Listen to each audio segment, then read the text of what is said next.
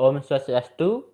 Halo semuanya, perkenalkan nama saya I. Ketut Esa Putra, perwakilan dari kelas 10 TFS 1. Di video kali ini saya akan membahas tentang struktur atom.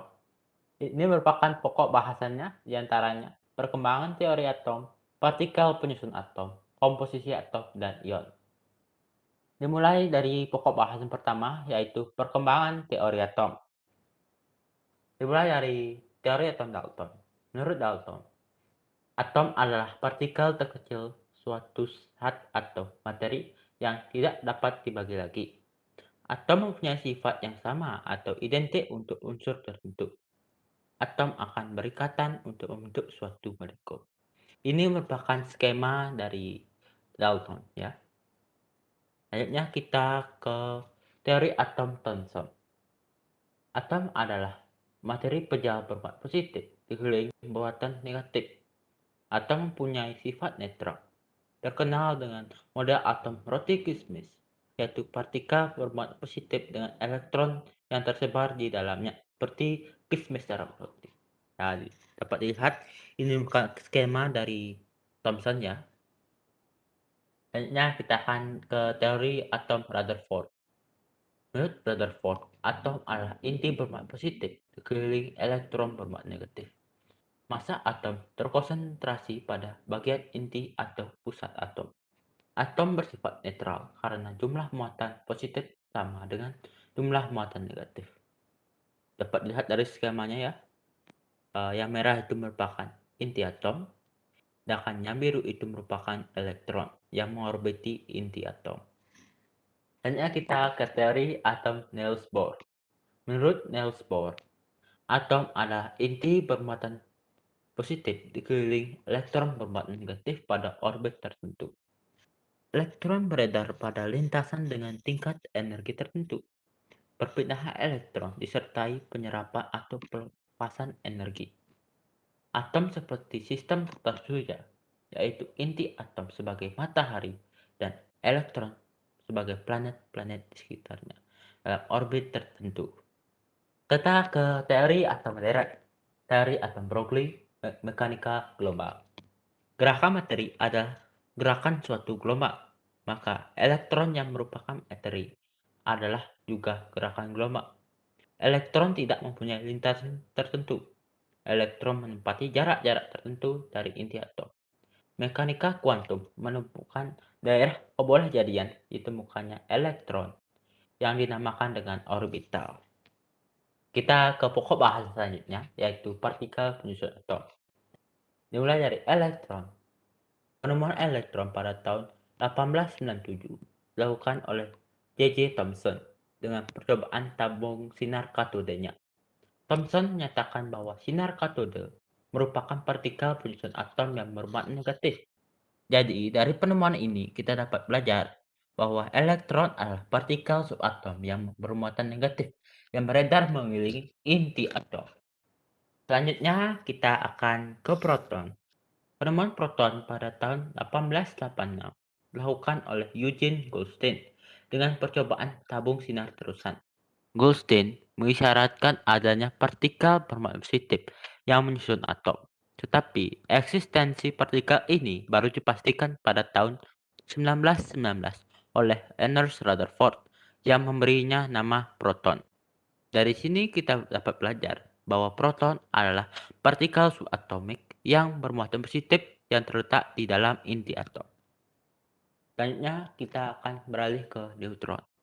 Einstein melakukan fenomena isotop, kemudian tahun 1930, Buty dan Becker melakukan percobaan penembakan sinar alfa pada beryllium dan menemukan radiasi partikel dengan daya tembus yang besar. Dan pada tahun 1932, Chadwick membuktikan radiasi tersebut terdiri dari partikel netral, memiliki massa hampir sama dengan massa proton yang dinamakan neutron. Berdasarkan penemuan di atas, kita dapat belajar neutron adalah partikel subatom yang tidak bermuatan, terletak di dalam inti atom bersama dengan proton. Baiklah, ini merupakan ringkasan materi dari partikel penyusun atom. Berdasarkan gambar yang saya cantumkan di kiri, terdapat skema-skema percobaan dari sinar terusan. sinar katode dan penembakan sinar alfa ke berilium. Seperti gambar yang tercantum di sebelah kiri, terdapat percobaan-percobaan yang hingga menemukan jenis partikel sebagai berikut, seperti proton, elektron, dan neutron.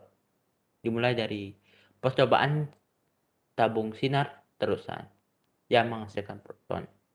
Lalu, percobaan tabung sinar katode yang menghasilkan elektron. Selanjutnya, percobaan penembakan sinar alfa ke berilium yang menghasilkan neutron. Di dalam tabel ini juga tercantum massa, muatan, lambang, dan lokasi dalam atom dari jenis-jenis partikel tersebut. Proton dan neutron memiliki massa 1, sedangkan elektron memiliki massa 0.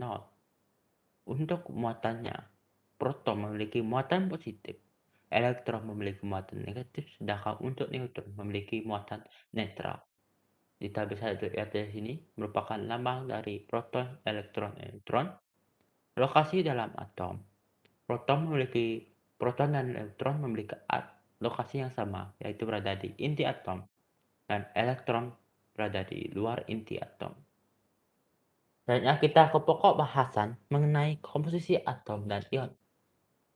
Komposisi atom. Jadi, notasisi komposisi atom mempunyai lambang X.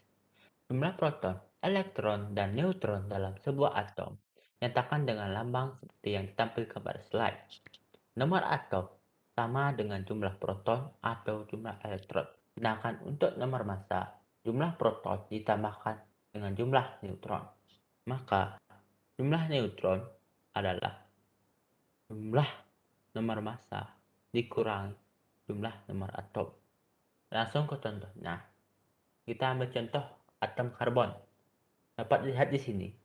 Atom karbon memiliki nomor massa 12, nomor atom 6, dan memiliki lambang unsur berada di tengahnya yaitu C. Untuk jumlah neutronnya, kita dapat langsung mengurangi nomor massa dikurangi dengan nomor atom yang menghasilkan jumlah neutron 6. Dan ini saya akan menjelaskan tentang isotop, isobar, dan isoton. Isotop adalah atom-atom yang mempunyai jumlah proton atau nomor atom yang sama, namun memiliki nomor massa yang berbeda. Contohnya, hidrogen memiliki isotop. Seperti pada slide, jumlah proton atau nomor atomnya sama, yaitu 1. Isobar adalah atom-atom yang mempunyai nomor massa yang sama, namun memiliki nomor atom yang berbeda. Contohnya, natrium dan magnesium yang memiliki nomor massa yang sama, yaitu 24. Selanjutnya, isoton adalah atom-atom yang mempunyai jumlah neutron yang sama, namun memiliki nomor massa yang berbeda. Contohnya, nitrogen dan karbon mempunyai jumlah neutron yang sama, yaitu 7. Selanjutnya saya akan menjelaskan tentang komposisi ion. Ion adalah atom berbatan listrik yang terbentuk jika atom melepas elektron menjadi ion positif atau menyerap elektron menjadi ion negatif. Seperti pada gambar A, itu merupakan atom litium yang netral. Sedangkan pada gambar B, itu adalah gambar atom jika melepas elektronnya sehingga menjadi ion positif. Untuk gambaran C, itu adalah gambar atom jika dia menyerap elektron sehingga menjadi ion negatif. Terima kasih telah menyimak video saya hingga akhir. Apabila kalian mendapatkan manfaat dari video ini, silakan klik jempol ke atas. Dan apabila ada yang ingin kalian sampaikan, baik kritik maupun saran, silakan cantumkan di kolom komentar. Terima kasih. Om Santi Santi Santi Om.